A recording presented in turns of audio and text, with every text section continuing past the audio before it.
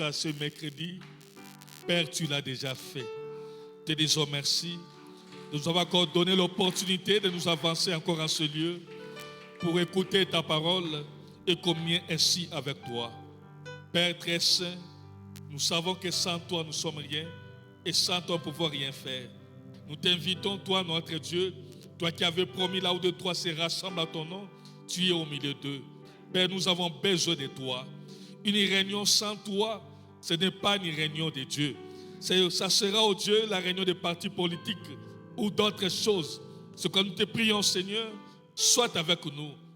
Parle-nous. Transforme nos vies. Délivre-nous. Transmets ta vie à nous, Seigneur. Nous ne voulons pas ressortir de ce lieu avec la manière que nous sommes venus, Seigneur. Donne la solution à tous les problèmes de tes enfants. Tout celui qui est venu avec un problème, tout ce qui est venu avec une demande, mon Dieu, révèle-toi personnellement à l'individu pour que sa foi se base sur un Dieu qui vit encore. Qu'il en soit ainsi. Tout ce qui n'est pas de toi, tout ce qui ne confesse pas ton nom, soit loin de ces lieux. Au nom de Jésus-Christ. Père, bénis ces instants, sois avec nous. Du début à la fin, aussi vrai que tu es Dieu. Au nom de Saint Jésus-Christ. Amen.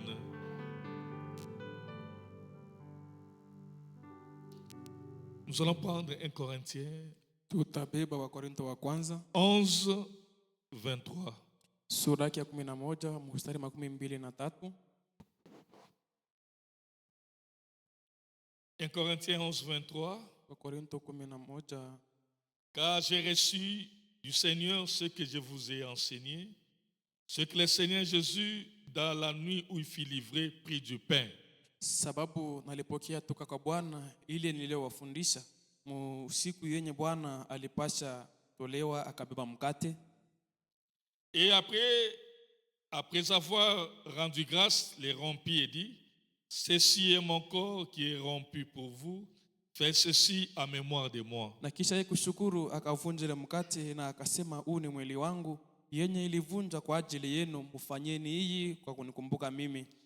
De même, après avoir soupé, il prit la coupe et dit, cette coupe est la nouvelle alliance en mon sang. Faites ceci en mémoire de moi toutes les fois que vous en boirez. Vile vile kisha kula akachukua kikombe na akasema, hiki kikombe ni agano mpya damu yangu, mfanyeni hii mkinikumbuka kila mara mtakapokunywa ama tumia kikombe. Car toutes les fois que vous mangez ces pains et que vous buvez cette coupe, vous annoncez la mort du Seigneur jusqu'à ce qu'il vienne. Sababu kila mara yote yenye mnamkula mkate na mnakunywa kikombe, mnatangaza kufa kwa Bwana mpaka wakati atakaporudi. C'est pourquoi celui qui mangera les pains et boira la coupe du Seigneur indignement sera coupable envers le corps et le sang du Seigneur. Ni kwa maana yule atakula mkate na atakunywa kikombe ya Bwana mnamuna yenye astahili, atakuwa mwenye makosa kumwili na kudamu ya Et Bwana. chacun donc se prouve soi-même, et qu'ainsi qu'il mange du pain et boive de la coupe. Basi kila mmoja ajamue peke yake na hivi ale mkate na anywe kikombe. Car celui qui mange et boit sans discerner le corps du Seigneur mange et boit un jugement contre lui-même. Sababu yeyote anayekunywa kikombe na kula mkate bila kufafanua mwili wa Bwana anakula na anakunywa hukumu wake mwenyewe. C'est pour cela qu'il y a parmi vous beaucoup d'infirmes et de malades, et qu'un grand nombre sont morts. Ni kwa maana hivi kuna katikati yenu vilema vya mingi, wagonjwa na watu wengi wamekufa. Si nous jugeons nous-mêmes, nous ne serons pas jugés. Tukijiamua sisi peke hatutaweza kuamua ama kuhukumiwa. Mais quand nous sommes jugés, nous sommes châtiés par le Seigneur, afin que nous ne soyons pas condamnés avec le monde. Lakini wakati tunajiamua na kupigwa na Bwana ili tusiweze hukumiwa pamoja na dunia. Ainsi, mes frères, lorsque vous vous réunissez pour les repas, attendez-vous les uns les autres. Hivi ndugu zangu, mkikusanyika juu ya chakula mudisubirie wamoja na wengine. Si quelqu'un a faim, qu'il mange chez lui, afin que vous ne vous réunissez pas pour attirer un jugement sur vous. Je réglerai ces choses quand je serai arrivé. Na kiwa mtu ana njaa ale nyumbani kwake, ili mnapokusanyika juu ya chakula, ili mnapokusanyika juu kukuta hukumu juu yenu, na nitatengeneza vitu vingine wakati nitakaporudi. Je vous invite à vous asseoir. Na mealika mukae. Je vous salue tous ce soir au nom du Seigneur Jésus-Christ. Na wasalimu wote magharibi mjana Bwana Est-ce Yesu qu'on peut Kristo. acclamer le Seigneur très très Tunaweza fortement? kumshangilia Bwana sana kabisa. Vous n'acclamez pas bien. Amuna mkushangilia mzuri.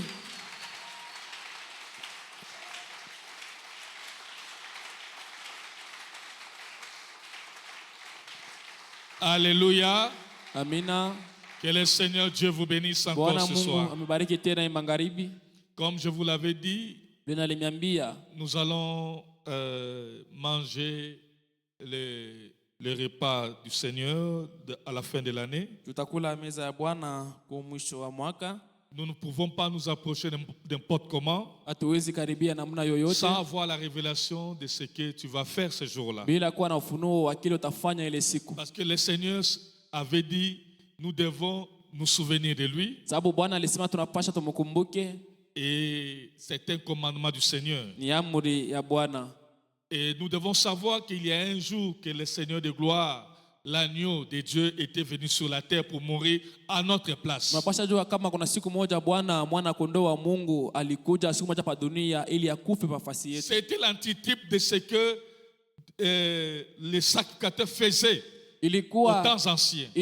jo mfano ile wa kuhani walikuwa wanafanyaka mwagano la kale. Quand un homme péchait, Wakati mtu alitenda dhambi, c'était lui qui devait mourir. ilikuwa ule mtu alipasha kufa. Mais Dieu avait permis, pour que Dieu ne le frappe pas, Lakini Mungu aliruhusu juu ya Mungu asimpige, qu'il amène un sacrifice, alete toleo, un agneau ou bien un bouc. alete mwana kondoo wa Il va mambuzi, présenter cela devant les sacrificateurs. atenda kumuonesha mbele ya mkuhani. Il va prendre ses mains posées sur l'animal qui était innocent. Tenda dhambi atabeba mikono yake aitie panyama mwenye Il alikuwa va bila kosa, raconter tout ce qu'il a fait comme mal. na kukiri yote alifanya kama vile Les mabaya, mains posées sur akitia l'animal. mikono patoleo wa Maintenant, manyama.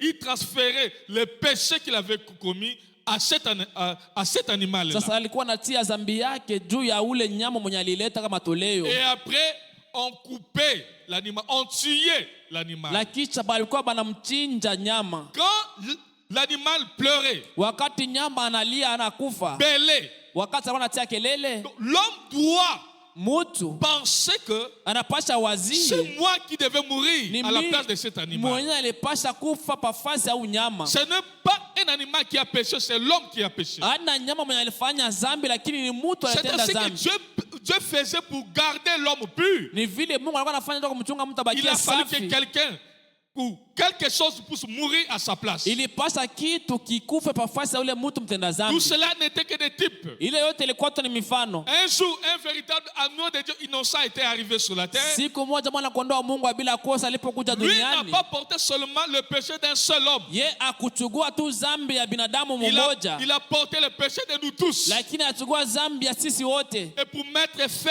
na juu ya une kumaliza fois pour tout mara moja kwa à l'histoire du yote péché na de hadisi ya l'homme. dhambi ya binadamu. Et cet homme-là, c'est le Seigneur Na Jésus-Christ. yule mtu ni Bwana Yesu Kristo. Il était mort à ta place, Alikupa fasi yako, à ma place, pafasi pour yangu, me purifier, ili anitakase, pour me donner la victoire, juu anipatia ushindi, créer un chemin juu ya qui peut kupasua me faire njia, retourner au ciel. inaweza nirudisha tena mbinguni. Le contact qui était coupé entre Dieu et l'homme, Ile rezo katika kati ya à Mungu na travers la mtu, mort de notre Seigneur, kupitia kifo cha Bwana wetu, le contact est retourné. ile rezo ipate kurudia Maintenant, tena. quiconque Sasa yeyote va considérer cet acte, la mwenye mort de Christ à la atapatia croix, lazima ile tendo ya kufa kwa Kristo avec msalabani révélation, na ufunuo, s'il s'approche, kama nakaribia croyant de tout son cœur akiamini moyo wake que le Seigneur wote, était mort à ma place, kama Bwana alikufa nafasi yangu, ces péchés doivent être pardonnés. zambi zake inapasha zisamehewe. Amen. Amina, Amen, l'église. amina kanisa. Donc, tes péchés, si tu comprends qu'il y a quelqu'un qui était mort à ma place, Zambi yako kielewa kama kuna mtu alikufa nafasi yangu, alors là, asa si pale tu les confesses, ukiikiri, Dieu va te pardonner. Mungu atakusamehe. Amen. Amina. Mais le problème, c'est comme les serpents de reins étaient levés. Lakini mambo ni kama vile nyoka wa shaba aliinuliwa. Les péchés étaient type du serpent. Na zambi ilikuwa ni mfano wa nyoka. Quand les gens étaient mordus par les serpents en Israël, wakati mtu akiumizwa na nyoka au Mwisraeli, lieu que Dieu enlève les serpents, pali pa Mungu atoshe nyoka, mais Dieu a ajouté un autre serpent. lakini Mungu anaongeza nyoka mwingine. Maintenant, il a dit au peuple, Na kisha akasema na watu, celui qui sera mordu par un serpent atakayeumizwa na et nyoka qui va regarder au serpent des reins, na atakapoinua macho tazame nyoka wa shaba, la morsure du serpent, le venin du serpent devait être anéanti, l'homme devait être guéri. sumu ile nyoka limumizwa itatoshwa na mtu atatunzwa. Imaginez que Dieu n'a pas enlevé les serpents. Wazia Mungu akutosha nyoka. Les serpents faisaient toujours leur travail. Nyoka alikuwa tu anaumiza paka, Ça mordait toujours les gens. alikuwa anaumiza paka Et watu les gens mouraient. na batu walikuwa wanakufa. Mais Dieu Lakini a ajouté Mungu encore un autre serpent. akaongeza tena nyoka mwingine, Mais celui-ci était des reins. lakini huyo alikuwa nyoka wa shaba. Pour montrer aux hommes, Ndio kuonesha kwa watu, je viens juger le péché. nakuja ni hukumu zambi. Maintenant, quelqu'un qui va être mordu, Sasa mtu mwenye ataumizwa na nyoka il va se souvenir atakumbuka qu'il y a un serpent. kama kuna nyoka, Alléluia. Amina. Il y a un serpent kuna qui nyoka donne la guérison. mwenye kuleta matunzo. Quand il va s'approcher de Wakati cela, atakaribia et ule nyoka regarder au serpent. na kumutazama ule nyoka wa shaba. Amen. C'est Amina. dans ce moment-là que le péché ou le venin qui est en lui devait s'anéantir. Ni mwile wakati sumu ilikuwa ndani ya mtu inaweza sungurika, Mais si quelqu'un lakini ikiwa mtu venait alikuja autour du serpent, pembeni ya nyoka, s'accrochait anajiunga analamata au kunyoka bois là, kuile mbao ile ilikuwa Touchons pale, cela. ce anaigusa, n'est pas ça qui a été recommandé. aina ile yenye baliamuru, C'est pas les toucher. aina kwenda kugusa kumuti, C'est pas aller s'approcher. aina kwenda kukaribia Mais kumbao, c'est le fait de regarder au serpent. lakini ni tendo ya Donc, kutazama quand nyoka l'homme wa regardait, shaba. Wakati mtu alikuwa anatazama Dans son cœur, mumoyo il wake, attendait à la guérison. alikuwa akisubiria kumatunzo. Quand l'homme s'approchait, Wakati mtu ne anakaribia s'attendant pas à la guérison, il n'aurait rien du tout. asina mkusubiria kumatunzo, hata Il devait pata d'abord kitu. comprendre, Kwanza lepasha ma aelewe guérison matunzo viendra de yangu ce serpent-là itatokea kuu nyoka wa que Moïse shaba a élevé mwenye là-bas. Musa alinua pale. Je dois aller là-bas et Napasha regarder. niende pale Il doit nitazame. venir avec cette intention-là. Mtu anapasha karibia na ile nia mumoyo yake. Amen. Amina. Tout dépend de comment l'homme s'approchait. Ilitegemea na vile mtu alikuwa anakaribia. S'il remplissait les conditions que Dieu avait exigées, Ikiwa anatimiza kanuni yenye la Mungu solution devait alisubutisha, être là. jibu ilipasha kuwa pale. Mais si l'homme ne remplissait pas la condition, Lakini ikiwa mtu atimize son kanuni, péché demeure. zambi zake Le venin zitadumu, demeurait, l'homme sumu mourrait. itabaki pale pale na mtu C'est comme ça atakufa. que les gens s'approchent dans l'église. Ni vile batu banakuja mkanisa, L'homme vient dans l'église mtu anakuwa avec mkanisa le péché na et zambi, il y a les gens qui meurent na kuna batu dans banakufia les églises. mu Et makanisa, pourtant Jésus était déjà mort na pour cela. japo Yesu alikuwa nesha kufa juu ya ile zambi. Alléluia. Amina. Jésus a réglé déjà la question du péché. Yesu aleta jibu kwa Mais mambo ya nous voyons zambi, les gens mourir dans les lakini églises tunaona batu banakufia mu makanisa spirituellement mukiro avec leur péché. na zambi zao. Pourquoi? Juu ya Parce qu'ils n'ont nini? pas la révélation Juu abana na de ufunuo comment s'approcher. ya namuna gani Et kukaribia. pourtant Dieu Japo a Mungu déjà résolu la question du péché. anaweza aleta jibu kwa mambo ya Mais zambi, beaucoup ici ont des péchés. lakini wengi hapa wana Ne zambi confesse pas. na baitengeneze, Mais il vient seulement à l'église. lakini wanakuja tu Il kanisani, s'assoit. wanaikala. Donc, venir à l'église Kuja est kanisani venu comme une tradition. inakuwa ni desturi namna kufanya ya batu. Il n'y a plus d'impact. Les gens Hakuna ont oublié lazima ya ile ce batu que nasaulika Jésus a fait à la kenye croix. Yesu alifanya msalabani. Aujourd'hui, c'est l'habitude. Leo inakuwa ni maisha ya kawaida kwa L'homme, mtu. tu pêches, Mtu anafanya il zambi, garde ses péchés. anafita zambi Il vient à zake, l'église, anakuja il kanisani, loue, il chante. anasifu, Mais anaimba, avec le péché lakini gardé. na zambi yenye anaisha ficha. Et pourtant, Jésus était mort pour ça. Japo Yesu alikufa ni kwa sababu ya Il zambi. est devenu le péché pour que toi, tu reçoives la vie. Ajifanya kuwa zambi juu upokee uzima. Pourquoi tu peux garder le Kwa nini péché? unaweza kuchunga zambi? Pourquoi tu viens dans la présence de Dieu avec le péché? Kwa nini unakuja muwepo wa Mungu na zambi? Pourquoi vous gardez ça? Kwa nini unachunga zambi? Et pourtant, Jésus Japo est Yesu mort pour ça. alikufa sababu ya Il a dit, zambi. si vos péchés sont rouges comme la cramoisie, Hata zambi yenu iwe kama je vile les rendrai nyekunda, plus blancs que la tafanya neige. mope kupita theluji. Mais malheureusement, c'est La- l'habitude. Na kwa ole na kwa Venir à l'église tulizoezi est devenu tradition. kuja kanisani ni desturi ya On peut batu. vivre n'importe comment. Mtu anaweza kuishi Et namna yote venir à l'église, anapenda, s'asseoir, na chanter, anakuja kanisa louer. na ikala kuimba Et pourtant, tout ce kusifu. que nous faisons, Japo yote tuko Dieu nafanya, nous voit. Mungu anatuona, Dieu nous regarde. Mungu anatutazama. Et on vient à l'église. Na tunakuja On garde le kanisani péché. tunaficha zambi. Mais pourquoi Christ est mort alors? Na kwa nini Kristo alikufa basi? Vous voyez? Mnaona? C'est quoi? Il y a beaucoup qui sont morts. Kwa maana kuna Étant assis wengi dans le wanakufa lakini washaikala mubiti vya C'est kanisa. comme un homme qui va à l'hôpital. Ni kama mtu anaenda kwa hospitali, Il est malade. yeye ni mgonjwa, Et arrive à l'hôpital. anafika kwa hospitali, Il dit, anasema personne ne va me toucher. hakuna mwenye atanigusa. Moi, je veux que Mimi je nataka sois seulement guéri à l'hôpital. nitunzwe tu wakati niko hapa kwa On ne me touche hospitali. pas, on ne me donne pas les médicaments. Mtu anigusi, mtu anipi Cet homme-là dawa. va mourir à Ule l'hôpital. mtu atakufa wakati kwa Parce que hospitali. quand on s'approche à l'hôpital, Wakati unakaribia kwa tu es hospitali, censé voir le médecin. unapaswa Et muone tu dois muganga faire tout ce que le médecin va te dire na utimize yote muganga atakwambia pour recevoir ta guérison. ili upokee matunzo Mais on yako. vient à l'église Lakini tunakuja avec kanisani l'état du péché. na hali ya Nous zambi, gardons nos péchés. tunaficha zambi Mais Dieu yetu. va faire quoi? Sasa Tu Mungu vas atafanya mourir à nini? l'église. Utakufa kanisani. Amen. Amina. Mais si tu viens avec la sincérité, Lakini wakati unakaribia na moyo tu wazi, confesses ce que tu as fait, unakiri yenye ulifanya, les sangs coulent encore. damu ingalikuwa Les sangs de Jésus natililika, ont le pouvoir de damu ya pardonner Kristo encore ingalikuwa na jusqu'à ce mamlaka soir. ya kusameza Mais mpaka si tu magharibi gardes hii. le péché, Lakini ukificha tu zambi mourras. utakufa. Alléluia. Amina. Amen. Amina. Mes frères et sœurs, Ndugu zangu l'église na ici ne peut wadada, pas te sauver. kanisa haiwezi kuwaokoa. Il y a un qui est mort à la croix. Kuna mmoja alikufa C'est le msalabani, Seigneur Jésus. ni Bwana Maintenant, Yesu. si tu viens, Sasa kama le unakuja mal, nous, on vient à l'église. mabaya, sisi tunakuwa ni On ne kukanisa, vient pas à Christ. lakini hatukuwe kwa On ne Kristo, vient pas à Dieu. hatumkujie C'est pourquoi Mungu. tu vas garder le péché. Kwa maana utaficha zambi. Parce que tu viens à l'église. Juu unakuja kanisani, À l'église ici, kanisani hapa personne hakuna mtu peut connaître tout ce que tu as fait. anaweza jua yote yenye Tu vas ulifanya. garder cela en secret. Utaficha musiri. Tu viens à l'église, tu chantes. Unakuja kanisani Les unaimba, hommes vont t'apprécier. watu watakufurahia, Les gens vont dire voilà la soeur, voilà watu le watasema frère. una ndugu, una dada. Mais Lakini la grâce est grâce neema ni neema pour celui qui la considère comme kwa un mwenyewe grâce. anayetambua kama vile neema. Si tu viens avec le péché, Ukija na Dieu zambi, est fidèle, va te Mungu ni pardonner. mwaminifu, Mais atakusamehe. si tu gardes, Lakini c'est la ukificha mort ni que tu kifo gardes. yenye unachunga, Ta propre mort que tu entretiens. kifo yako mwenyewe yenye unatengeneza. À quoi bon être apprécié devant les hommes? Isaidii kunini bakutape ufurahiwe Les na hommes de la watu, tête te considèrent. watu wa dunia wakupatia heshima. T'appelles frère et Lazima sœur. lazima ndugu na Mais dada, après cela, lakini kisha yote tu pars en ile enfer. unaenda genani. À quoi bon? Zasaidia kunini?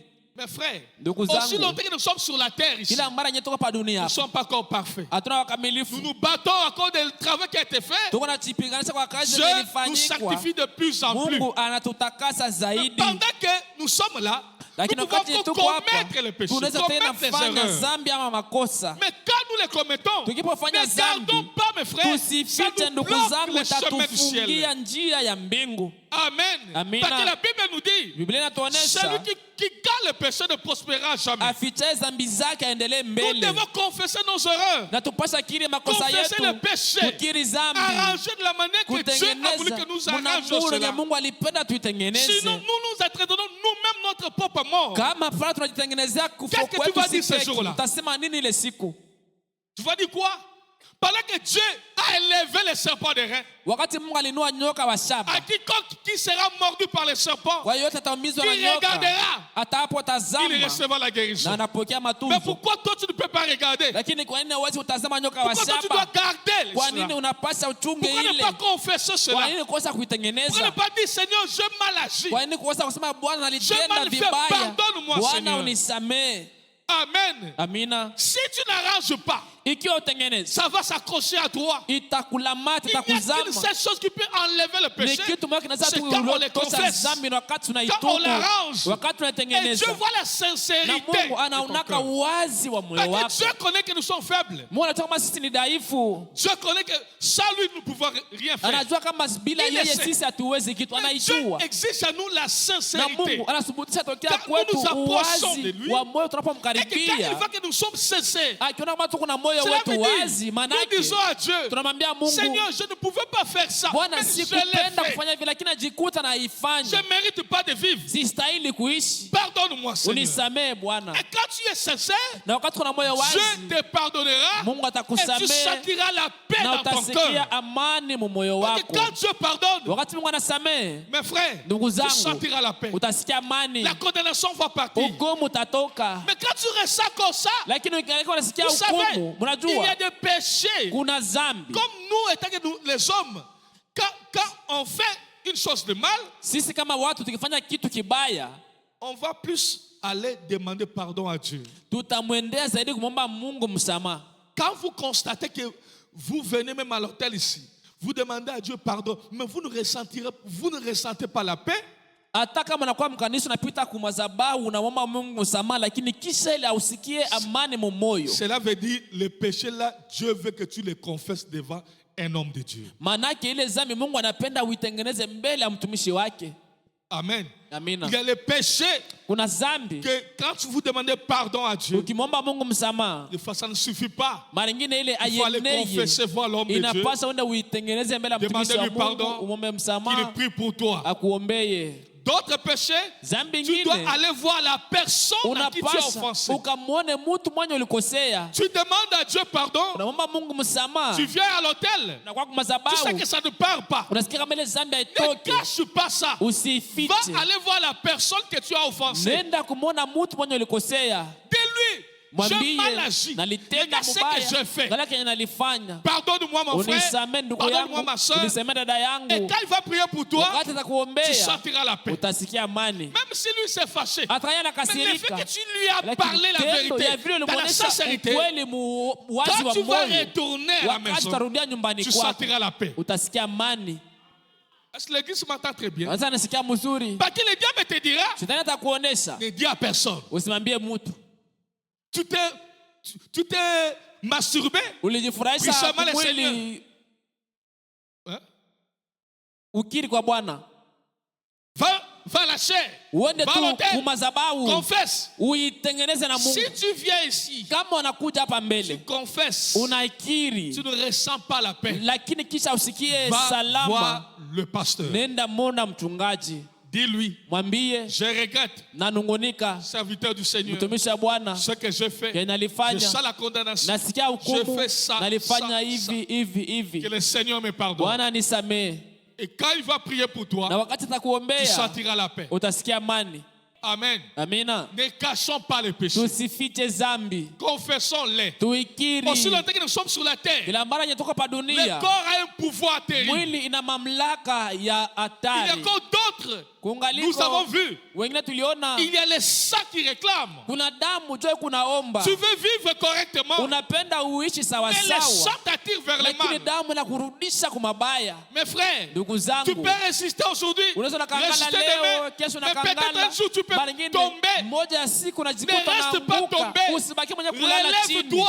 Il y a quelqu'un simama. qui t'attend. Kuna mtu Qui s'appelle le anakusubiri, Seigneur. Il anajipa va te Bwana, tendre la main, atakunyolesha te relever de mkono, nouveau, pour atakulamusha que tu continues tena, à marcher ili encore uendelee na safari vers le tena chemin de la victoire. kunjia ya ushindi. Amen. Amina. Mais quand tu as peur des hommes, Lakini wakati unaogopa quand tu watu, veux que les hommes te poussent te considérer, ukipenda watu wakupatie heshima, un jour, siku je moja vais te rejeter. Mungu Il va atakukatala, te dire, je t'ai la presse, atasema na je alikuwa t'avais pale tendu la karibu main, na kunyolesha mais tu ne mkono, m'avais pas lakini honoré. akunyeshimu. Maintenant là, je ne veux plus te recevoir. Hivi sasa siwezi Retire-toi kupokea, de moi.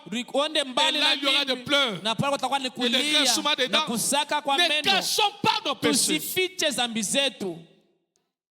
Aussi longtemps que nous sommes dans ce corps, Kila mara yenye tuko nous serons mwili toujours tentés de faire le tutajaribiwa mal. kufanya mabaya, Mais si tu as Dieu dans le cœur, lakini ou ikiwa bien kuna tu as les Mungu souvenirs dans mmoyo, le cœur de wala Dieu, uko na ukumbusho wa Mungu mmoja, ça va toujours te montrer tu as mal fait. itakuwa inakuonyesha kila mara ulifanya Tu as mubaya, mal fait. ulifanya mubaya, Tu as mal fait. ulifanya Et mubaya. quand c'est comme ça, Na wakati ni vile, cherche les chemins du retour. tafuta njia ya kurudi. C'est quoi les chemins du Njia ya retour? kurudia ni nini? C'est la confession Ni et kukiri la repentance. na kutubu. Il y a aussi la réparation Huko tena pour ceux qui ont kutengeneza volé kwa quelque chose. mwenye aliiba kitu fulani. Là, Pale ça ne se limite pas seulement à dire à Dieu que je volais. asimamia tu mwambia Mungu asema naliiba. Ça ne se limite pas à aller confesser cela. Isimamia pa kwenda kuitengeneza na Mais tu dois mtu arranger ce que tu as commis comme préjudice. na kwenda kurudisha ile kenye uliiba, Remettre ce que tu as kurudisha volé. kitu kenye uliiba. Si la personne dit, Kama mtu anasema non, il n'y a pas de problème, hapana, kuna je te mambo pardonne, na ne remets kusamehe, pas. usinirudishie, Là, il n'y a pas de bali problème. hakuna mambo. Amen. Amina. Vous voyez, Mnaona? l'église ne peut pas te sauver, mes frères. Kanisa ndugu haiwezi kukuokoa. L'église ne te sauvera pas. Kanisa takuokoa. Tu peux venir ici, on chante tellement bien, tu ressens l'onction. Tu Unaweza penses que kuapa Dieu t'a pardonné? Non. tunaimba unasia upako, utaweza kama Mungu alikusamehe. Hapana, Le pardon du péché msamaha wa ne dhambi part pas comme ça. aiendake vile. Tu peux ressentir l'onction, tu peux te consoler. Unaweza unasikia Aujourd'hui, tu peux te upako consoler, oui. unanifariji leo, ni Mais kweli, après-demain, lakini kesho tu sasa ressentiras encore la utasikia tena condamnation. hukumu wa Tu vas commencer à dhambi. beaucoup prier. Utaanza Ça ne kuomba part pas sana, comme ça. lakini haitokake Si tu sais que ça vile. te poursuit, Ukisikia kama inakufatafata ama Viens arranger inakangala, cela. kuja uitengeneze. le pardon est là. La Msamaha, miséricorde. Il est rehema riche en ingaliko. miséricorde. Mungu ni Dieu mtajiri ne tarit mrehema. pas de pardonner. Mungu akwake na kao kama kuchoka kusamehe. D'ailleurs, personne ne peut pardonner comme notre Dieu. Hakuna mtu anaweza samehe kama vile Mungu wetu. Moi, je me répands tous les jours. Mimi niko natubu kila siku, Dieu me pardonne. Mungu ananisamehe. Pourquoi pas Dieu ne peut pas te Kwa pardonner? nini Mungu hawezi kusamehe na wewe? Amen. Amina. C'est pourquoi lui-même nous a montré. Kwa maana La yeye pekee prière. alituonesha maombi. Il a dit quoi? Alisema nini? Notre Père, Baba yetu, hein? Que ton nom, jina lako que ton règne, na utawala wako, que ta volonté. mapenzi yako. Après là, c'est quoi? Kisha pale ni nini? Pardonne-nous. Utusamehe Comme. kama vile. Pourquoi on doit toujours prier comme ça? Kwa hiyo C'est-à-dire que tunapaswa kuomba kila mara vile. chaque jour, Maana nous kila péchons. siku tukunatenda dhambi. Chaque jour, nous commettons des erreurs Kila devant siku Dieu. tunafanya makosa mbele ya Mungu. Et Dieu est toujours disposé à nous Na pardonner. Mungu kila mara ni tayari kwa kutusamehe. Frère, le Ndugu, péché reste le péché. dhambi inabakia dhambi. Dieu ne veut pas que nous gardons les péchés. Mungu apende Dieu tufiche veut que nous dhambi. confessons nos Mungu péchés. anapenda tukiri dhambi Il zetu. est miséricordieux. Yeye ni Mungu Donc, c'est-à-dire mwenye qu'il nous rehema. pardonnera toujours Atatusamehe si kila nous mara. regrettons ce que nous avons fait Kama comme mal. tunanungunika kwa mabaya yenye tuliyofanya, Si nous sommes sincères devant lui, kama tuko na moyo wazi mbele il yake, nous pardonnera. atatusamehe. Mais si nous faisons semblant Lakini tukisula devant les gens, mbele ya nous batu, sommes des frères, tuko nous sommes des sœurs. bandugu, tuko Mais quand badada, Dieu regarde, lakini Mungu ton cœur est akitazama scié moyo par le wako péché. unachafuliwa na dhambi. Tes pensées, nos pensées sont toujours Mawazo sciées. yetu kupanya kuchafuliwa. C'est que nous sommes obligés de nous repentir tous les jours. Tunasubutishwa kutengeneza makutubu kila siku, D'arranger nos vies tous les jours. kutengeneza Mais maisha frère, qui yetu ne kila pêche siku. pas Ndugu, nani mwenye afanyake dhambi par jour? kila siku tu? Qui ne pêche pas par jour? Nani kila siku atendake dhambi? Qui? Ni nani? Moi, c'est tous les jours. Je vous dis, tous les Mimi jours que je naniambia demande pardon à ni Dieu. kila siku Tous les namwombaka Mungu msamaha, ni kila siku, Tous les jours. kila siku. Maintenant, qui ne pêche pas? Sa nani atendake dhambi? Qui? Mes frères, qui? Banduku Si ni nani? tu ne pêches pas par acte, tu pêcheras par tes pensées. Hata kama utende dhambi kupitia tendo, najua hata kupitia mawazo. Et quand tu penses au mal, ça suit même l'âme. Na ukiwaza mabaya nachafuaka hata nafsi. Et Dieu n'est pas content Na Mungu pour l'avoir fait. afura yake kwa kwanza kufanya vile. Pourquoi ne pas être une vase là qui se sanctifie toujours? Kwa nini kosa kwa ile kiombo kenye kwa nitakasa kila siku? Un vase, vous voyez la mer. Mnaona bahari? La mer, on peut Bahari. jeter n'importe quoi sur Unaweza la mer. tupia mubuchafu kani bobote La mubahari. mer ne dit pas, ne jetez rien. Bahari haisemaki msitupe tena kitu. Mais la mer, en lui, en elle, elle a la capacité, chaque mauvaise chose qu'on jette sur la mer, elle le met dehors. Lakini bahari na maeneo ya kila buchafu batatia ndani ya bahari itaitosha na kuitia Vous ne kuinje ya verrez bahari. jamais l'océan calme comme Kabulungu. Ça n'existe pas. Utaonaka barua uweze kukuta maji kwa kimya sawa vile Kabulungu kwake. Amen. Amina. La mer ou l'océan est toujours en mouvement. Bahari inakuwaka kila mara paka mkutikizika. Ça prend la saleté même au milieu de la mer. Inabebaka uchafu katikati Tu ya peux bahari. jeter une bouteille Unaweza au milieu là. chupa katikati ya bahari. Siku moja La bouteille ile chupa finira par être itafikia dehors. mkuu wa nje ya bahari. La mer Bahari ne supporte pas quelque chose qui est mort. haivumiliake kitu kenye kisha kufa. Non. Hapana. Même les poissons, Hata même la samaki, baleine. hata baleine. Si tu ne vis pas, Kama tu n'as ana pas le droit de mkuishi, rester à la mer. aina na mapasa kubakia mwenye maji ama bahari. Si un poisson meurt, Kama samaki la mer anakufa, le fait sortir. bahari tamtapika. La mer, c'est le type de la vie de la pureté. Bahari inakuwa ni mfano wa maisha ya usafi.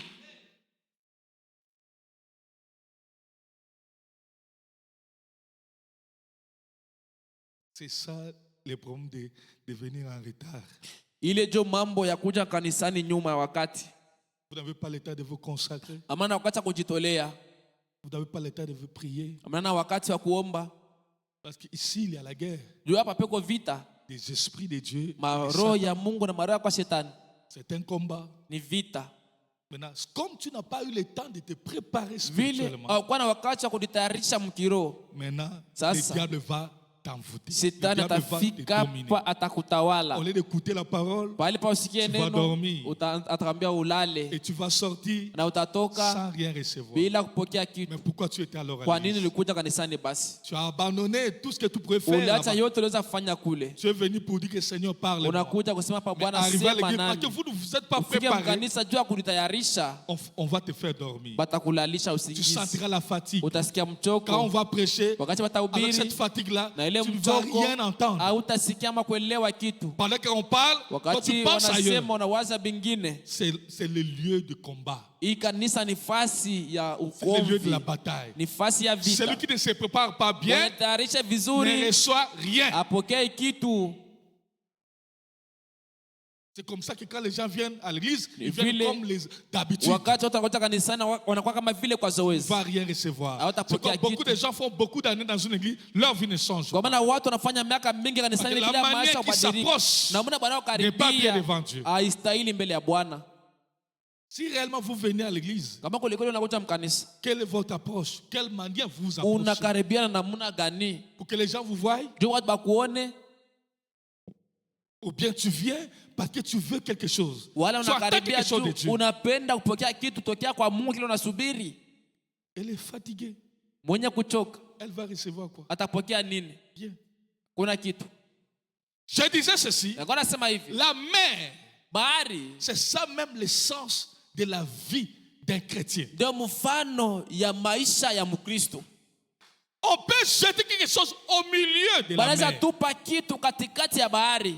Peut-être ça ne peut pas arriver, sortir le même jour. Mara nyingine haiwezi kutoka mubahari siku moja Je moja. vous dis la vérité, un jour, Lakini naambia kweli mmoja ya siku ça va sortir. itatoka, Ça va aller dehors. itaenda nje ya Un bahari jour. siku Parce que la moja. mer est toujours en Juu mouvement. bahari iko paka mukazi na Si tikizika même kila la siku. baleine, la grande baleine Hata kama ule meurt, balene munene anakufa mubahari, la mer le prendra bahari petit à petit. tamubeba pole pole pole pole Jusque dehors. mpaka kuitupa nje ya Tout ce bahari. qui est dans la mer vit. Yote iko mubahari kunaishi na pumua. Quand il y a la mort qui Wakati s'installe, kuna kifo kinanyia la mubahari, mer te fait sortir dehors. bahari naitosha nje yake. Si c'est la saleté, Kama ni buchafu ça amène la saleté dehors. itapeleka buchafu La nje. mer n'est jamais calme. Bahari wakati natulia ama Elle est bakia toujours kimya, en réveil. iko paka muamsho mouvement. paka mukazi, Même la nuit. kila siku hata busiku. C'est ça l'âme Ndio nafsi d'un fils de Dieu. ya mwana wa Mungu. Le péché peut entrer. Zambi inaweza ingia Comme on peut jeter quelque chose à la mer. hivyo, tupa kitu hata mubahari On peut la jeter. unaweza kutupa, Mais la mer lakini fera tout bahari pour faire sortir les itafanya choses. yote juu itoshe kitu. C'est ça la vie chrétienne. Ndio maisha ya Tu Kikristo. peux commettre l'erreur. Unaweza fanya Mais tu kosa ne resteras pas dans lakini l'erreur. hautabakia Tu ne mkosa, garderas pas le péché. hautachunga Comme zambi. ton âme Wakati est nafsi toujours yako en réveil, iko paka mwali ya tu ne wamsho, sentiras pas en paix. hautadisikia. amani mumoyo. Mes frères, Ndugu zangu, si tu vois que tu as commis quelque chose de mal, ukiona kama unafanya kitu kibaya, tu fais 1 mois, 2 mois, unafanya mwezi moja, miezi tu gardes mbili, ça. unaificha. Il n'y a rien à l'intérieur. Hakuna kitu ndani. Ne te trompe pas. Usidanganye. Il n'y a rien à l'intérieur. Hakuna kitu ndani. Vous savez, Mnajua, tu te masturbes aujourd'hui. unajifurahisha kumwili leo. Tu peux te consoler. Unaweza kujifariji. Même le dimanche, la l'onction, là, Hata tu pries. mjuma kuna upako, unaomba. Et tu sens que tu ne ressens pas la manière que tu ressentais avant. Unasikia kama audisikia mnamna vile wanadisikiaka tena zamani. Mais si tu gardes ça, Lakini kama unaficha ile 1 mois, mwezi moja, 2 mois, miezi mbili, 3 mois, miezi tatu, il n'y a rien. hakuna kitu. Ne te trompe pas. Il n'y a Usidanganye, rien. hakuna kitu. Parce que quand, vous voyez, Mnaona? quand Dieu, Wakati surtout Mungu, quand Dieu est dans ton cœur, zaidi wakati Mungu yuko moyo wako. et que tu comme, donc c'est pas qu'un fils de Dieu ne fait pas des erreurs. Sio kusema mwana wa Mungu afanyake makosa.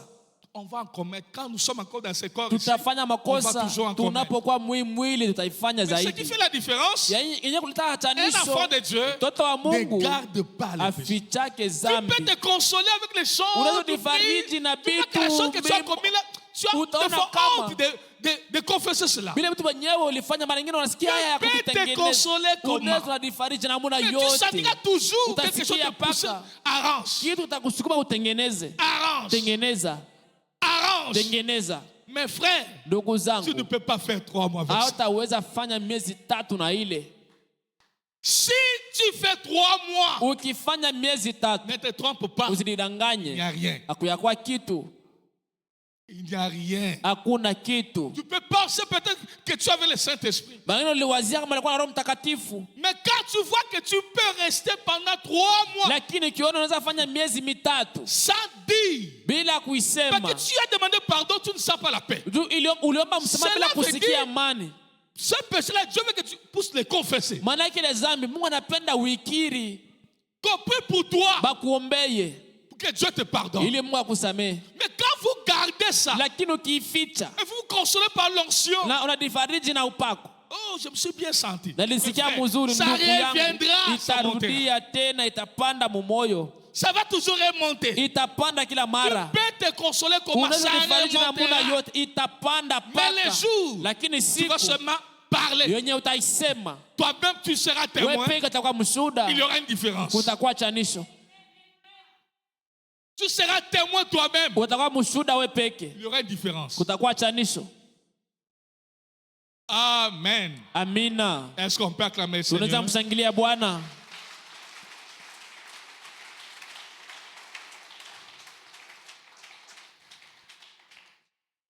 Amen. Amina. On ne peut pas s'approcher de la table du Seigneur avec le péché. Hauwezi karibia kwa meza ya Bwana na zambi. N'osez pas faire ça. Usipime ufanya ile. C'est un conseil. Ni Si shauri. on ne prend pas ça trop ici, c'est à cause d'éviter le problème que ça peut créer dans votre vie. Kama hatukwake na kula meza ya Bwana kila mara ni juu ya kuepuka vitu Ne vinaweza vous hasardez kubisa maisha pas, yetu. frère. Usikapimake ndugu. C'est tout ça que tu as un péché. N'ose pas Ukisikia kama kuna zambi usipime s'approcher de la table du Seigneur. kukaribia meza ya Non, c'est pas, Bwana. frère. Usipime ndugu.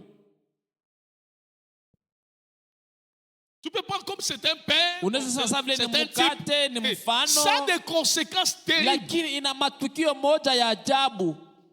Tu ne peux pas s'approcher n'importe comment. Hauwezi karibia namna gani yoyote. Ce que Paul dit, il y a beaucoup sont infirmes. Kwa maana Paulo anasema kuna wengi weko bilema, D'autres tombent malades. wengine D'autres wanagonjwa, sont morts. wengine Même walikufa spirituels. hata mukiroho, Parce que vous ne vous êtes pas approché sababu correctement. Donc, amkukaribia vous mnamona na devez stahili. vous approcher de la table avec respect, Unapaswa karibia kwa meza ya Bwana na heshima, na révérence, heshima yote sincérité du na cœur. uwazi wa moyo. Mais s'il y a un péché non confessé, Lakini c'est kwa le kuna moment qu'il faut le zambi faire. yenye yatengeneza ni C'est le moment wakati wa qu'il faut arranger kutengeneza, cela. ni hapa inapaswa kuikiri. Amen. Amina. Ne gardez pas le péché. Tusifiche zambi, Et sinon, kama pana Vous serez témoin vous-même. Mtakuwa washuhuda nini wenyewe. Ces jours-là sur les calvaires. Ile siku Prêchez le Kalvari 25, mahubiri 9, 60. mwaka 16.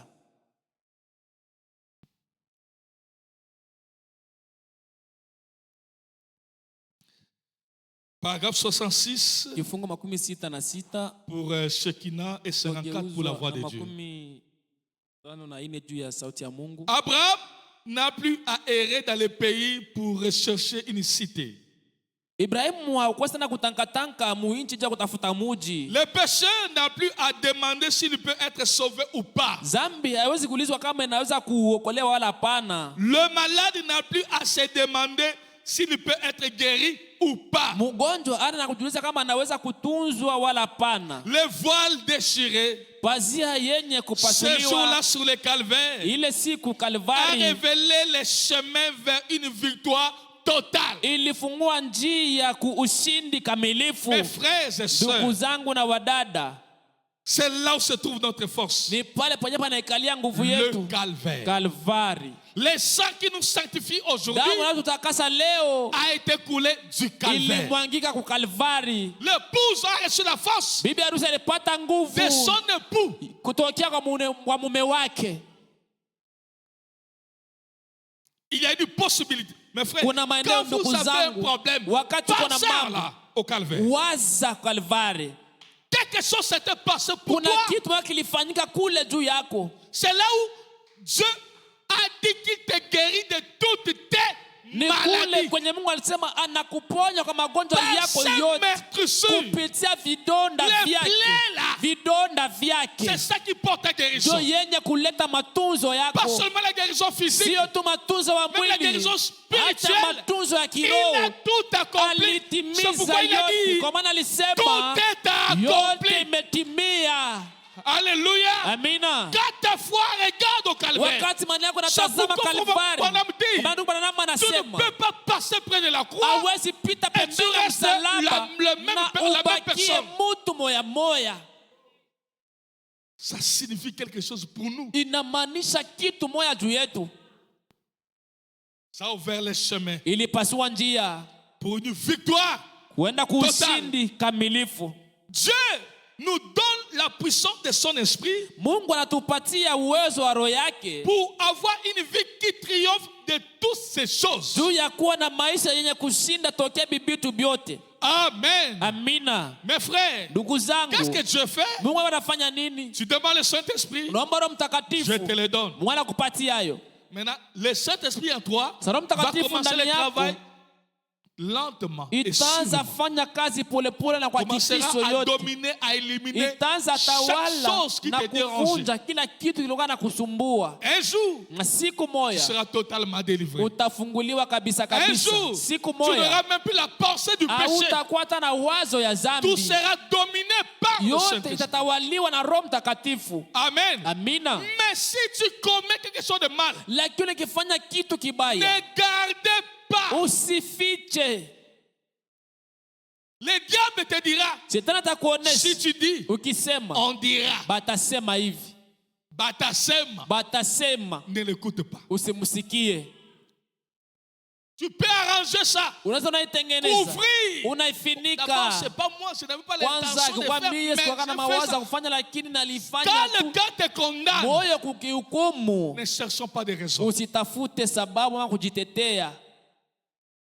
Ne cherche pas les raisons. Usitafute Dieu est kujitetea. plus que notre cœur. Mungu ni mkubwa kuliko mioyo yetu. Peu importe les raisons que tu peux donner, Aizuru sababu yote unaweza mais tu ne kuleta, retrouves pas la paix, lakini haupati salama.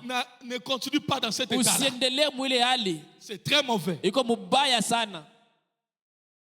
Tu peux donner les raisons aujourd'hui, Unaweza leta Les raisons sheria demain. leo, kesho mais sheria, tu sais que tu n'as pas la lakini paix. unasikia kama salama yarudia. Dieu est plus que ton cœur là. Mungu ni mkubwa kuliko moyo Dieu a wako. mis ça pour que ça soit comme un signe Mungu alitia pale kwa kama vile alama pour te montrer qu'il y a quelque chose qui est en train de juu ya mal. kuonesha kama kuna Comme kitu tour de kibaya contrôle. kiliingia, kama vile munara ya ulinzi. Dieu te dit, Mungu anasema hapana, tenda kusema il y a quelque chose d'étranger. kuna kitu kenye kiendeke, Il y a quelque chose d'étranger. kwa kitu kenyewe kiko Il y a quelque chose kigeni, d'étranger. kuna kitu Ne tout kingine. fais pas. Usizimishe ile sauti, Ne tout fais pas ça. usizimishe.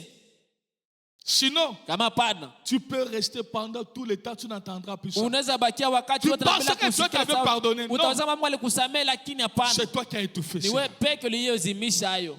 Un jour, Siku tu moja vas retrouver le même utakuta péché que tu pensais zambi moya était moya parti. uliwazia kama Tu retrouveras ilisamehewa, encore. utaikuta tena. Mais quand tu confesses, Lakini ça te ukikiri donnera la force. itakupatia Chaque nguvu. fois que tu es sincère, Mungu anaona kama kuna tu ne moyo veux plus de wazi, la chose. haupendi ile Un kitu. jour, Siku il viendra moja te relever, atakuja te donner la kulamushe, force, akupatie que tu ne nguvu pousses plus jamais ili pécher usifanye avec le tena péché là que zambi tu commettais na ile toujours. zambi ulikuwa unafanyaka kila wakati wote. Mais si tu gardes, Lakini ukificha, imagine un peu. wazieni Je ne sais kidogo, pas pourquoi je reviens toujours sur sijue kwa nini la narudia masturbation. mpaka unamuna kujifurahisha C'est mumwili. comme c'est le péché qui vient souvent. Inakuwa sababu ni zambi inakuwa narudia kila wakati.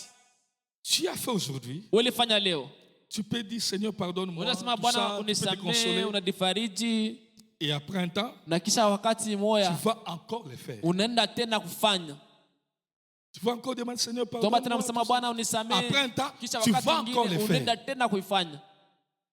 Après Seigneur pardonne-moi. Kisha nasema Bwana Après, tu unisamehe, vas kisha encore tena le faire. unaenda kuifanya tena. Si tu ne confesses pas ça, Kama auisema tu vas trouver que uitengeneze, avant, tu avais le quart de fois d'un mois. utaona mara nyingine uliweza kufanya mwezi mzima, Après, le quart là va se kisha ile réduire. wakati inafupika. Tu vas commencer maintenant par 2 semaines. Unaanza kufanya Après, majuma le mbili, quart là va se kisha réduire. tena itafupika.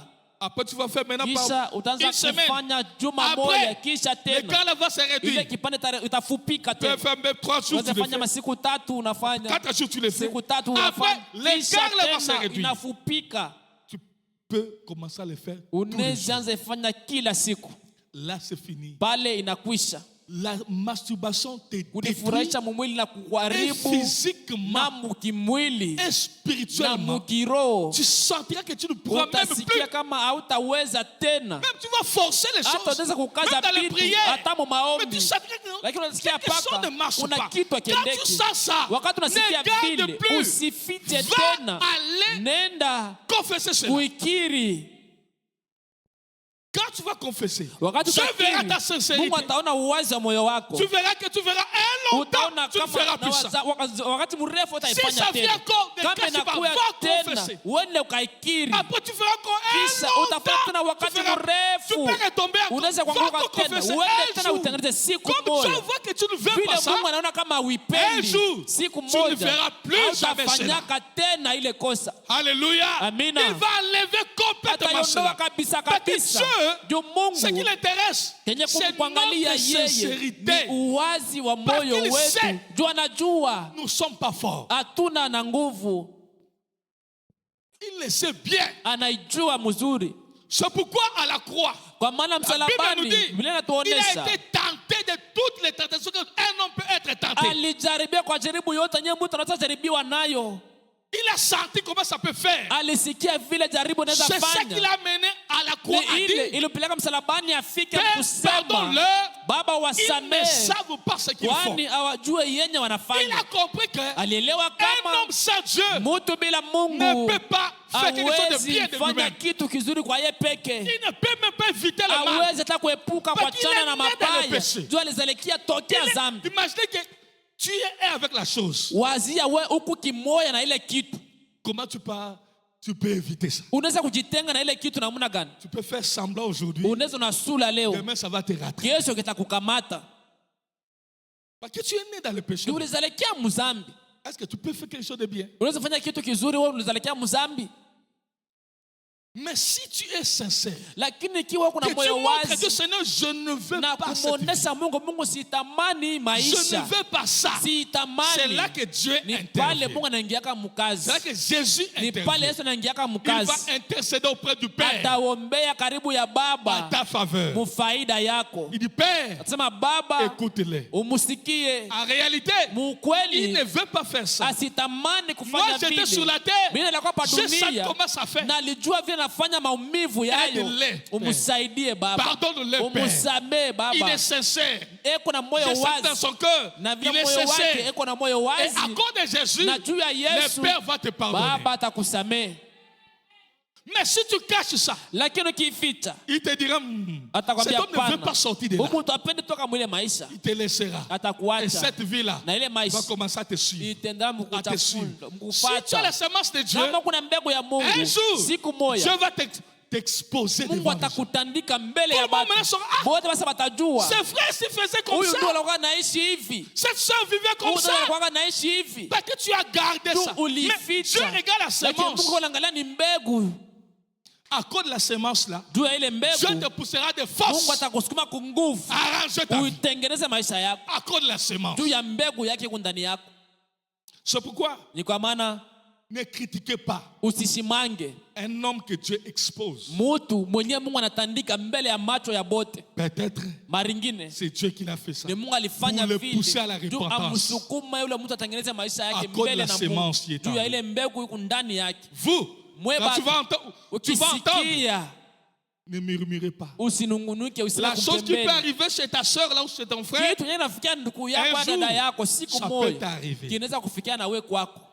pour toi, Juu ça yako va faire peut-être plus que maringine ce que l'autre a fait. itapasuka kupita C'est pourquoi mwingine quand ndiye quelqu'un se alifanya. répand, Wakati mtu anatengeneza maisha, ne te moque pas. usimchekelee, Il arrange sa vie. ataanza na maisha yake. Peut-être toi, tu parais bien devant les gens. Bangine unaonekana mzuri mbele ya quand Dieu watu, t'observe, lakini mambo ni Mungu tu es un vrai pécheur, akikuangalia. Wewe ni hypocrite. mtenda dhambi, mnafiki wa nguvu, Mais lui, Dieu l'a exposé. lakini Mungu anamtandika mbele ya macho ya Il bote. a senti que non, non, je ne Alisikia peux rien sema faire. Seigneur, siwezi fanya kitu, pardonne-moi. Bwana Il peut unisamehe. pleurer Anaweza et nalia Dieu va les na recevoir. Mungu anampokea. Mais toi, Lakini les wewe gens te disent voilà une watu soeur, wanasimama, voilà angalia un frère. dada, angalia Et pourtant ndugu. tu es hypocrite. Japo uko mtu Dieu mnafiki, n'aime pas des hypocrites. Mungu apendeke mtu Dieu wa masura aime même mbili. un homme qui sait que là je suis dans le péché. Mungu anapendeka hata mtu anajua kama hapa niko ni Il muzambi. reconnaît sa position que Anaitambua là msimamo, asema je suis mie dans le péché. niko muzambi. Dieu va aimer cette Mungu personne. atampenda yule mtu. Parce qu'il reconnaît que Tu là anatambua je ne sema suis pas hapa bien. mimi sina mzuri. Mais toi tu peux montrer aux gens Lakini umeja kupenda que kuonesha tu es kwa watu bien. kama uko Mais quand mtakatifu. Dieu te regarde, Na Mungu tu es akiangalia un pécheur. uko mtenda pour dhambi. Dieu, Juu ya tu es Mungu hypocrite. uko Oh, Dieu mnafiki. aime les gens qui sont sincères. Japo Mungu anapendeka mtu mwenye kuwa na moyo wazi. Tu perds dans le péché. Unaweza kuwa Mais mzambi. si tu vois que Dieu voit la sincérité Lakini dans ton Mungu cœur, akiona uwazi wa moyo wako, oh, il va te tendre les bras. Mungu atakunyolesha mkono wake. Il va te relever, frère. Atakulamusha tena Je ndugu. répète encore, Narudilia yote. aucun homme Hakuna mtu hata ne peut mmoja vivre la vie de Dieu. anaweza kuishi maisha ya Mungu. Okay, no. Hata mtu mmoja. À moins que Dieu lui-même Ila Mungu ye vienne en lui peke akwe ndani ya pour mtu vivre sa propre juu parole. aishi ye peke neno yake Parce que mwenyewe. l'homme est né Juu dans le péché. mtu alizalikia Pas seulement dans le muzambi. péché, Sio tu dans des muzambi. familles compliquées, Mumajamaa moja ya nguvu ya matata. dans des familles où le sang déjà est essuyé. Mumajamaa mule damu ya batu La convoitise chachafuliwa. est jusqu'au sang. Utakuta tamai kupaka na Mais Dieu mudamu. regarde la sincérité de l'homme là. Lakini mwanaangaliaka ni uwazi wa moyo wa ule Seigneur, je mtu. ne veux pas. Bwana Mais je ne fais que sitamani, convoiter. lakini Je niko ne fais tu que natamani, convoiter. niko tu Ça m'attire natamani, vers le mal, inanikokota mais je kwa ne veux mabaya, pas. lakini sitaki. Dieu va observer Mungu si atangalia cette personne est sincère. kama huyu mtu ana moyo Si wazi. Dieu trouve que tu es sincère, Mungu akiona kama uko na il moyo ne va pas wazi, te délivrer directement, non. hata Il va kufungua commencer mara à moja, t'observer. ataanza kukutazama kwanza. Si la sincérité là va demeurer, Kama uwazi wa moyo wako utabakia vile vile et s'il kila trouve que wakati, tu es vraiment sincère, na anaona kama uko na moyo un jour, wazi, siku il moja viendra te délivrer atakuya totalement. akufungue kabisa kabisa. On peut l'acclamer s'il vous Tunaweza plaît. mshangilia samani.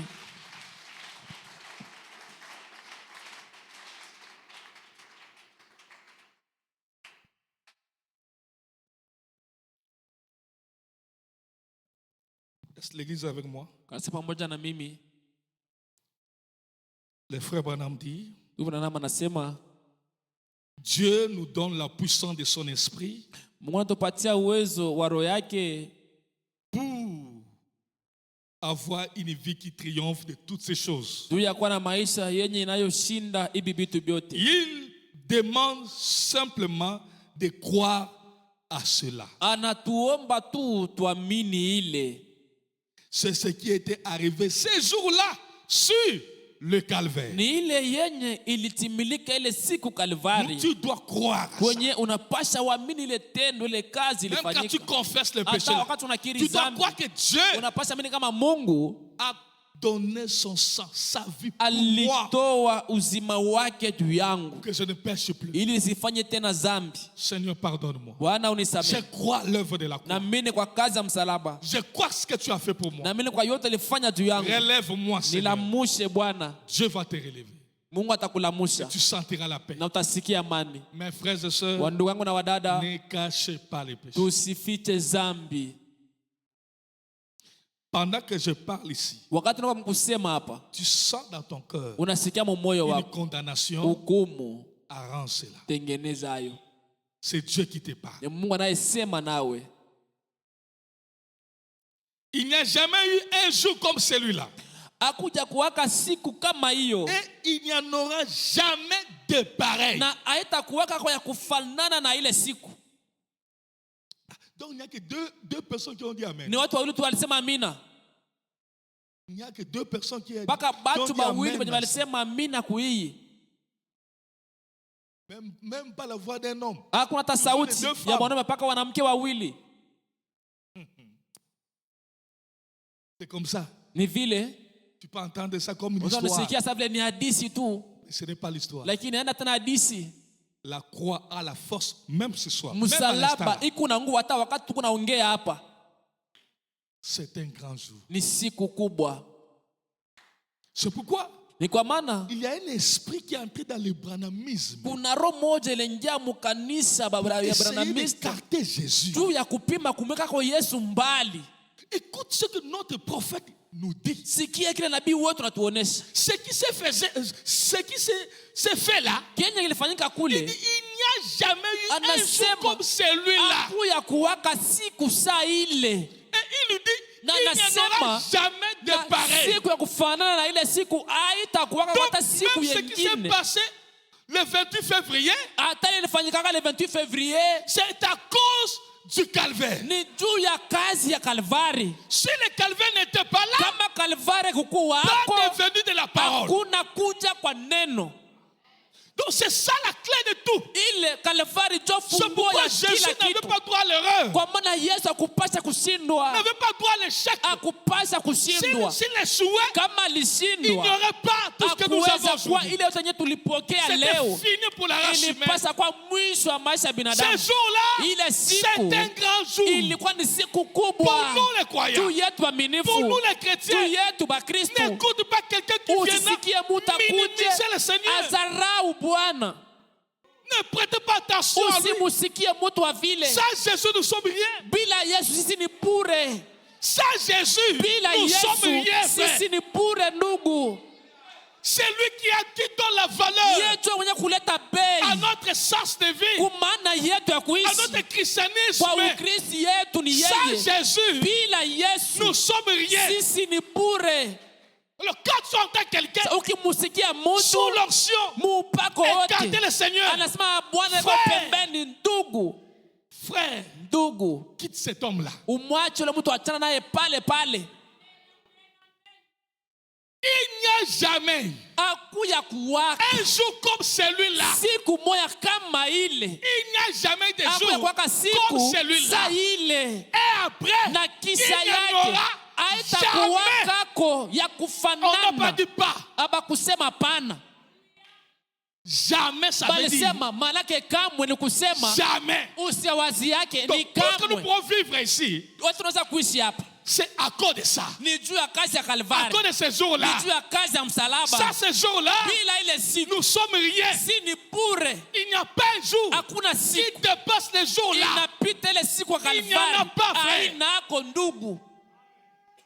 Que quelqu'un ne te dise pas, frère. Mtu asikwambie Notre ndugu, jour ici, hii siku yetu ya même leo Jésus là, hata frère, Yesu ce ndugu, langage-là ile n'écoute pas ça. musemo usisikie, usivumilie. Sans Jésus-Christ, Bila Yesu nous Kristu sommes rien. sisi ni mauti.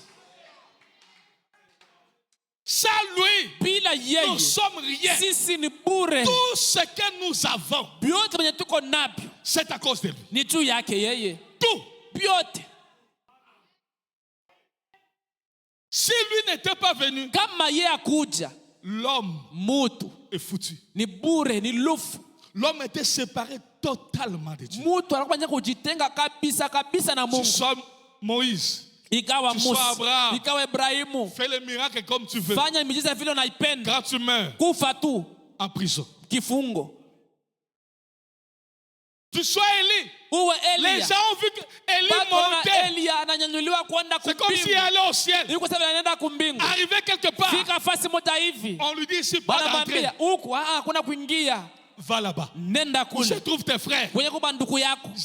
Élie n'était pas allé au ciel. Elia kupanda kumbingu. On l'a récupéré là. Bali mchugua ni kule. Parce que Dieu voulait seulement montrer un type. Juu Mungu alipenda ni kuonesha tu mfano. Amen. Amina. Mais comme Jésus n'était pas encore mort, Lakini vile Yesu alikuwa Personne. yakufa, hakuna mutu. tout le monde Batu était sous la kote. domination de Satan. Alikuwa mutawala wa shetani. C'est lui qui avait les clés de la mort Yeye alikuwa et na de ses funguo jours ya de mort. kifo na ya makao ya wafu. Tout le monde qui mourait, c'est Mtu lui. wote mwenye alikuwa anakufa ni kwake, alikuwa na batawala. Mais Lakini à cause de Jésus, juu ya Yesu. alléluia, Amina. à cause de Kwa ajili Jésus, ya Yesu quand il est descendu, aliposhuka, il est venu, alikuja il allait libérer les akaenda captifs, kufungua wafungwa. tous ceux qui étaient en prison. Wote walikuwa mkifungo. Pas seulement ça, Sio tu il ile, récupère les clés ananyang'anya de la na mort mafungo et ya du séjour kifo de na ya mort. makao ya Maintenant, wafu. si lui Sasa n'était pas kama venu, ye akukujaka, alléluia, amina, s'il n'était pas kama ye venu, akukujaka, Satan shetani devait toujours nous dominer. alipasha ndala Mais mkukututawala, à la croix, lakini msalabani il a mis KO à Satan. alitia kao wa shetani, Il lui a donné un coup fatal. akamupiga C'est pourquoi il est colérique. kwa maana kwa kasirani. Il nous poursuit. Eko natufatafata Il paka, poursuit les chrétiens. eko nafata Il bakristo, poursuit dans les églises. anabafata mu Parce qu'il makanisa. il est tellement fâché. Juu eko mwenye Malgré sa kukasirika, colère, itapokuwa kasirani la croix est yake, là. msalaba ingaliko pale, La croix est là. msalaba eko Nous lui pale, montrons la croix. tunamuonesha À msalaba. cause de la croix, Juu ya tu ne msalaba pourras rien faire. hatafanya kitu shetani. Jésus Yesu a tout payé. alilipa bei Il a yote, tout payé. alilipa Il m'a yote, libéré. alinifungua, Il t'a libéré. Il t'a alikufungua, franchi. alikutia À cause de wazi huru. Jésus. Juu ya Yesu, Alléluia. amina. Même si tu es malade, Hata kama kwa à l'instant mgonjwa, là, mwi wakati, souviens-toi de Jésus. kumbuka Yesu Ce qu'il a fait à la croix. yenye alifanya Il a msalabani. dit, par ses Alisema maîtrissures, kupitia vidonda c'est ça qui te vyake donne la guérison. tunakupatia Si matunzo. tu crois cela, Ukiamini tu ne ile peux pas, tu ne hauwezi peux pas hauwezi sortir malade. kutoka hapa mgonjwa.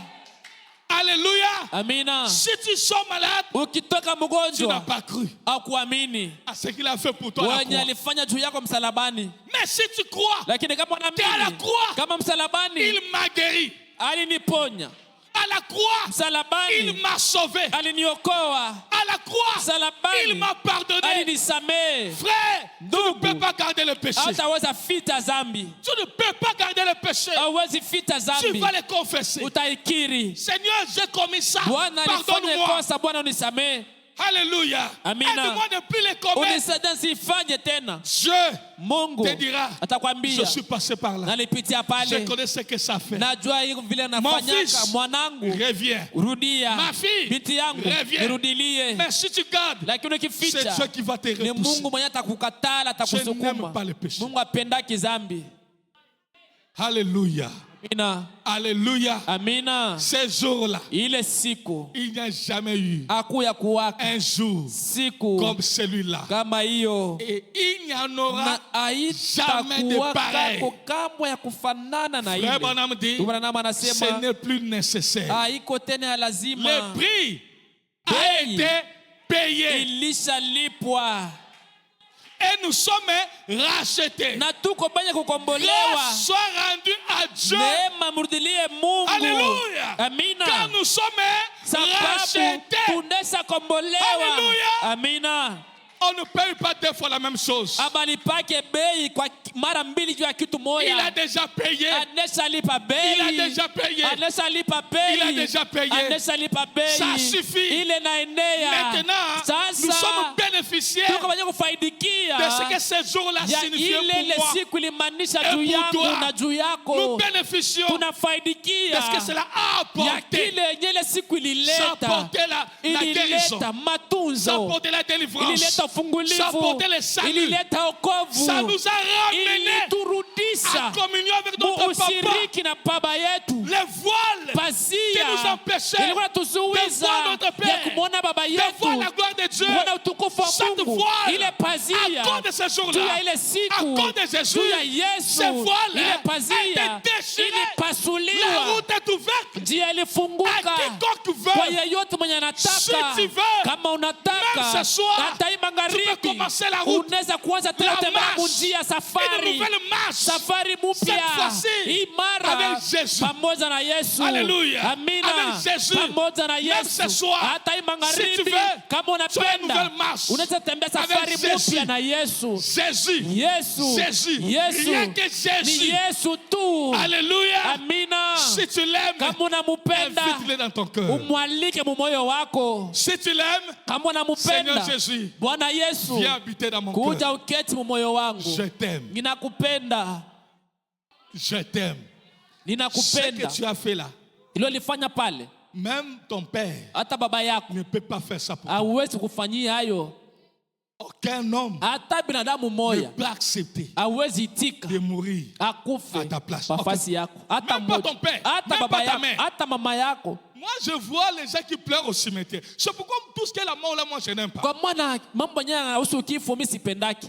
Je sens qu'il y a une hypocrisie à l'intérieur. Nasema ndani kuna watu unafiki.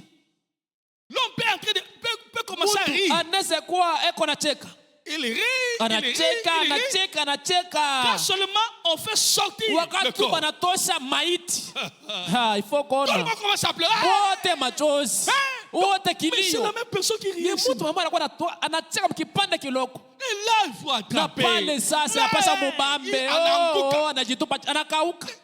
La plupart des gens qui tombent là, Ba mingi mwenye kwa kwaka chini. eux-mêmes se relèvent Bo encore. peke tena tomota analila mkia moya moya. Après, il se met encore à pleurer. Kisha tena anaanza kulia. Et les gens l'arrêtent. Na batu On banamkokota. l'amène maintenant. Banampeleka sasa. On prend à la tombe. Banabeba, banameka Le mkaburi. cercueil. Banabeba Toi, tu aimes la cercueil. personne, hein? Wewe unampenda Tu kule pleurais mtu. là-bas. Ulikuwa unalia kule. On la met là-bas. Banameka munjimu. Si tu l'aimes, Kama comme tu as monté. unampenda vile ulionyesha mkulia, Entre. ingia pamoja naye. Et quand on arrive là-bas, Na tukifika kule, unaweza kulia. Tutaonana. Unalia. Oh, adieu. Unalia. mais pourquoi ne pas entrer? Kwa nini uingie pamoja naye? Il montrait qu'il aimait la personne. Alikuwa Il peut anasema mourir. alimpenda yule mtu, asema Pour lui. anampenda jusqu'à la mort. Même aller ensemble. Hata kwenda pamoja. Mais arriver là-bas. Lakini fika pale, unaona mtu analia, Il retourne. kisha yake anarudia. Mais Jésus, Lakini Yesu, le Seigneur Jésus, Bwana Yesu, l'unique mmoja pekee qui a accepté aliyeitika de mourir en notre ya place. kufa pa nafasi yetu. Imaginez que nous Wazia. sommes coupables. Tuko benye Lui, makosa, il est innocent. lakini yeye mtakatifu C'est bila nous qui kosa. méritons la mort. Si ndio tulistahili kufa, C'est nous. ni sisi. Mais lui dit, Lakini yeye Papa, anasema Baba, laisse-les vivre. uwaache waishi. J'accepte de mourir Ninaitika kufa à leur place. nafasi yao wote. Laisse, frère. Uwache waishi. Qui Ndugu, peut faire ça? nani anaweza fanya vile? Mais moi, je ne peux pas faire Hata pour mimi ma femme. siwezi kufanya juu ya mke wangu, Je ne pense pas qu'elle peut faire pour moi. na siwezi kama anaweza kufanya pleurer, nafasi oui. yangu. Hata tulia Mais les ndio, jours là, lakini ile siku elle va m'abandonner. ataniacha. Moi, je vais Mimi l'abandonner. nitamuacha. Mais Jésus, Lakini Yesu, nous qui étions condamnés, si mwenye tulihukumiwa, il a dit au Père, alisema kwa Baba, laisse-les vivre. uwaache waishi, Je vais mourir nitakufa à leur place. nafasi yao. Frère, Ndugu, tu peux faire ça. nani anaweza fanya vile? Montre-moi un humain qui Muonyeshe peut faire ça. binadamu mwenye anaweza fanya vile. Montre-moi un prophète Nionyeshe qui peut nabii faire ça. mwenye anaweza fanya vile. Montre-moi un Nionyeshe hata mmoja parmi les hommes kati ya batu qui bote peut arriver mwenye jusqu'à anaweza ça. fikia mpaka mkiwango wa kujitoa kulufu. Ni nani? Attention avec Jésus. Sopoka na Ne le Yesu, touchez pas n'importe na comment. usimguse namna gani yoyote. Ce qu'elle lui a fait, Kenye yeye alifanya nous ne pouvons pas le faire. hatuwezi kufikia. Personne ne peut le faire. Hakuna mtu anaweza ifanya. Ne peut même pas le faire pour son enfant. Anaweza Ne peut pas kuifanya le faire. hata juu ya mtoto wake. Hakuna mtu anaweza ifanya. Il laisse l'enfant Les jours là, on l'enterre, il part, il Ile siku retourne. batamuzika, mtoto Anazala tena anaenda bengine. anarudi anazala bengine. Mais lui, Lakini yeye Yesu, Frère, lui, ndugu yeye, un innocent, mtu bila il ne kosa méritait pas la mort. alikuwa anastahili kufa, Mais il a accepté ça pourquoi? lakini aliitika juu ya nini? Pour nous, pour Juu toi. yetu, juu yako. Maintenant, quand nous péchons, Sasa tukifanya dhambi, nous minimisons ce travail. qu'il a fait. tunadharau ile kazi ya msalaba. C'est pourquoi ne gardons pas les Kwa maana péchés. tusifiche dhambi. Aussi longtemps que nous sommes dans ce corps ici, Kila mara tuko on sera toujours mwili, tenté à pécher. tutajaribiwa mpaka Mais juu ya à kufanya cause de la dhambi. croix, Lakini juu ya kazi ya courons vite msalaba, vers lui. tukimbie mbio kwake. Seigneur, pardonne. Bwana unisamehe, J'ai péché contre toi. nalifanya dhambi, J'ai fait nalikukosea, ça. nalifanya Je refuse ça. naikatala. Et si tu es sincère, Na kama kuna moyo il va wazi, te tendre les bras. atakunyolesha mkono Il wake, va te relever. atakulamusha. Que le Seigneur vous Bwana bénisse. amebariki.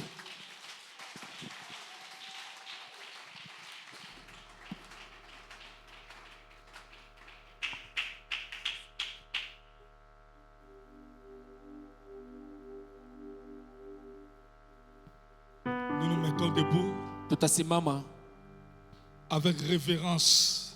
na heshima, Chacun va regarder à sa vie. kila mmoja atazame maisha yake. Des saints et saints, croisez les mains près de la croix.